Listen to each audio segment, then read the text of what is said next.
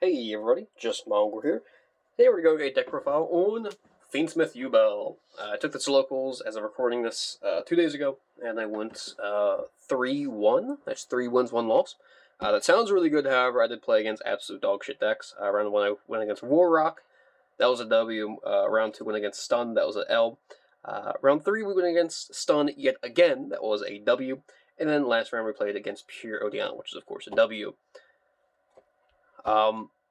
I did not play against any good decks, to be honest with you. I think the best deck I went against was probably Stun last night.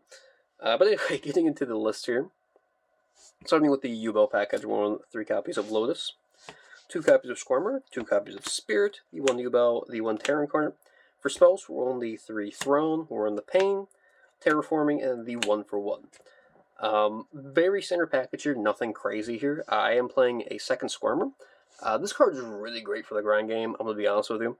I wasn't 1 for a very long time. I think 2 is pretty goddamn optimal. I believe I'm on 40 or 41. Pretty sure 40. But 2 Swarmer, definitely being slept on. I quite like that card. It came up a decent amount in the grind game. Also, I have to flex. We have a max rarity Nightmare Pain now. This is a secret rare with the little weird holofoil embroidered World Championship thing from France. Ill French. But you have a very standard package here, nothing crazy. Fiendsmith package, again, very standard 3 Engraver Lacrima, their Ugly Child. We're playing the 2 Trek and the 1 Paradise here. Nothing really to say here, standard. Sacred Beast package, 2 Beasts, or 2 Dark Beckoning Beasts, I forgot the name there. We're playing the 1 Chaos Summoning, and then the 3 copies of Opening. The reason why we're playing this asshole is because a very specific thing where if we open Opening, rather than a Dark Beckoning Beast, we go activate Opening to search for a Beast, we normal Beast, and oh no, Beast has no targets other than the Opening.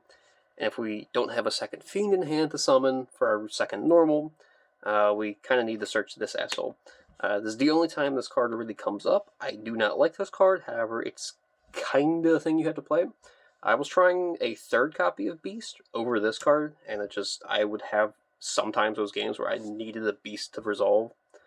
And I just couldn't really get to it. So that's why I'm playing 3rd. Again, you can probably cut it, I just think, like, it comes up occasionally enough to where I need the card. Small and chain package of Shavar Chamber. Nothing to say here, it's good. Non-engine, we're playing 3 Ash, Call By, 2 Droplet, 2 Evenly. These breakers are really good. I quite liked them. I threw Evenly in last minute. I'm very happy with my choice there. The only reason why we're playing Asher, to be quite frank, is because Fuwa loss exists, and this deck plays really bad into Fuwa. You will give your opponent several draws on a minimal board, which is not good. You draw them quite a lot, which is the only reason we're playing Asher. Otherwise, I'd probably swap this out for a Bell, if this deck didn't play terribly into Fuwa.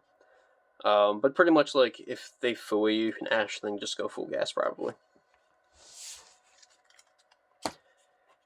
Moving on to extra deck here, we're on the 1 Phantom, the 1 Desiree, Lacrima, Eater, and Necroquip Princess. I think Princess is pretty droppable. There's, like, specific hands where we want to make Caesar early, but we don't have a Tract Engrave, so, like, you don't want to commit to the sequence just yet.